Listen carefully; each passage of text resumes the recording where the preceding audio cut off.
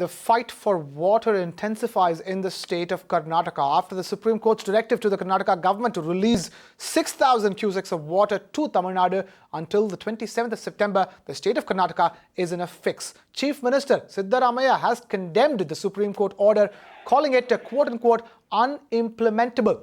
All eyes are now on this all-important all-party meeting that is underway as we speak, and we do have Amita Balachandra joining us with the latest as far as what exactly the Karnataka government is up to. Amita, take it away. What is the latest that you're picking up? Well, like you rightly mentioned, Krishna, all eyes are on the all-party meet that CM Siddaramaiah is having with other party members. Also note that BJP has boycotted this meeting, citing that, also alleging that in the previous meetings, Congress has not listened and taken note of what they have to say. But more importantly, at this point in time, the CM of Karnataka is in a fix really, because in the cabinet meet, post the cabinet meet, of course, he said that he condemned the Supreme Court order and said that it would be difficult, not just difficult, but the Supreme Court order at this point in time is unimplementable really, because they do not have enough water to even drink in the state of Karnataka. So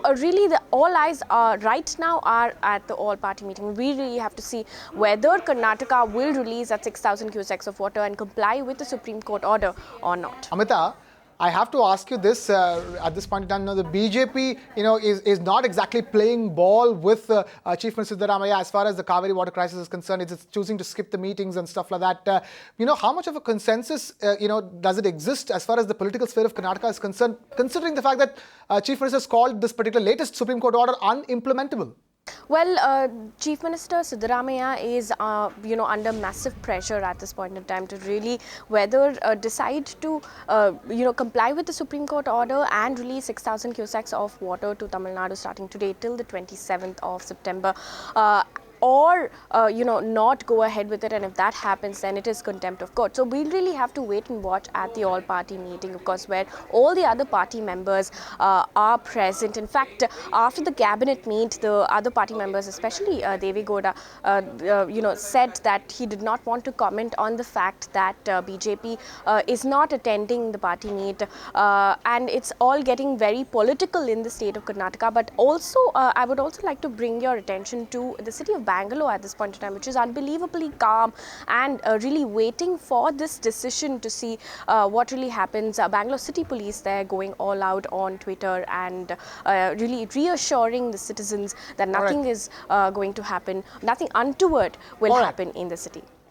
All right, Amita, thank you so much for bringing us that comprehensive report of what is going on in Karnataka after the latest Supreme Court verdict. In fact, we do have a special guest joining us on the phone line as well. We do have Mr. Nasir Hussain of the Congress joining us on the phone line. Mr. Hussain, thank you so much for taking time out to be this here in the news on Magic Bricks. Now, tell us, Chief Minister Siddaramaiah has called the order unimplementable, quote-unquote. How bad is the situation on the ground, and what are the options in front of the government at this point in time?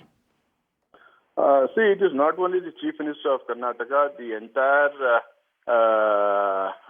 Congress party, the entire government, the common man down there here on the ground. Everyone feels that this decision is a major setback for the government and the people of Karnataka. Point number one. Somehow we feel that this judgment is unimplementable because we ourselves have tremendous shortage of water. And it is really very, very, very, very difficult to give water to our neighboring state. It is not that we don't want to give water to anybody else other than a Kannadiga. But the point is, you will have to have water. You will have to have some storage of water to share it with the other states.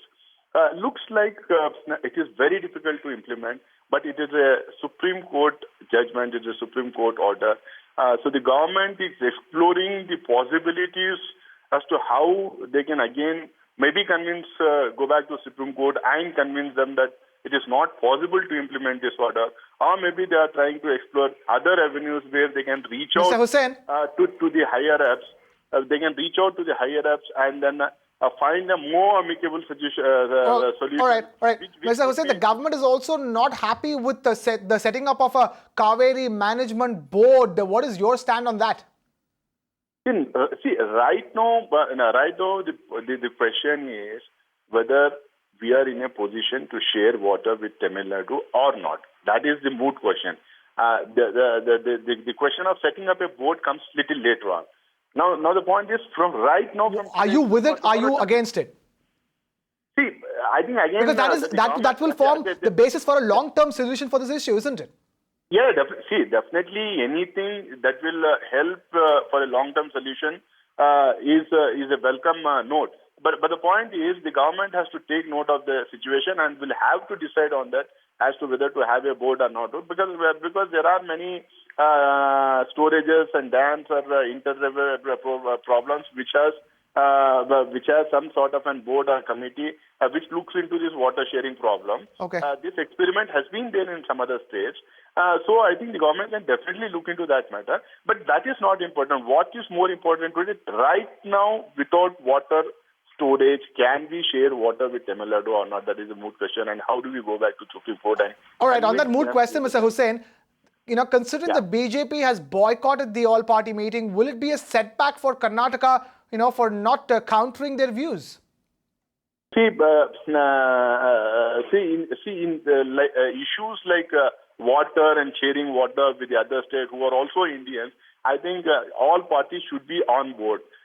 We in the government try to take all the opposition parties on board and take a decision. That's why we have been going for all party meetings again and again. We don't want to make it a divisive issue. We want to see that everyone, every party, every single politician or an MLA is on board, is on one side. But somehow BJP from day one has been trying to play politics with this water problem. And we have written to the Prime Minister of this country to intervene.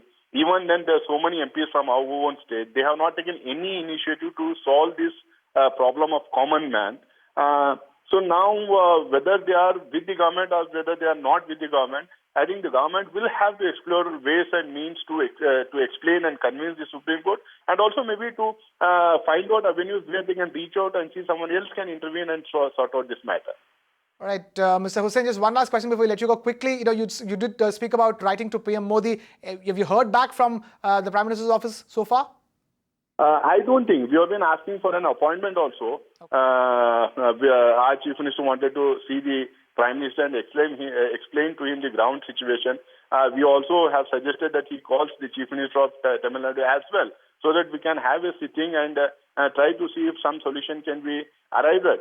But the problem is the Prime Minister, he is so busy on so many other issues. He keeps talking on trivial and small issues. In such a huge issue, when Bangalore was burning, Karnataka was burning, when he knows that there was lots of violence in Tamil Nadu as well, when the Chief Minister, who is supposed to be the political head of the state, who is an elected head of the state, he himself requesting the Prime Minister of the country to intervene in the federal setup and try to see that some amicable solution is arrived at. But surprisingly, Prime Minister who boasts of reaching out to the states, who boasts of solving the problems of the state and solving the problems of the common people of this country, has not even he has not even cared to speak back to talk to our Chief Minister, neither give time to our Chief Minister. So far, our Chief Minister has not issued any call to PM's office, nor has he got the time. So I think we will have to find out other means for him to see that he hears us, he listens to us, he intervenes. All right. Mr. Nasir Hussain of Congress, thank you so much for taking time out to be with us here on the news on Magic Bricks. Now, here's hoping that a solution is found more sooner than later. You can watch live TV on our website, mpnow.in. Find us on Facebook at facebook.com/magicbricksnow. And don't forget to click the like button. You can also follow us on Twitter at Magic Bricks Now.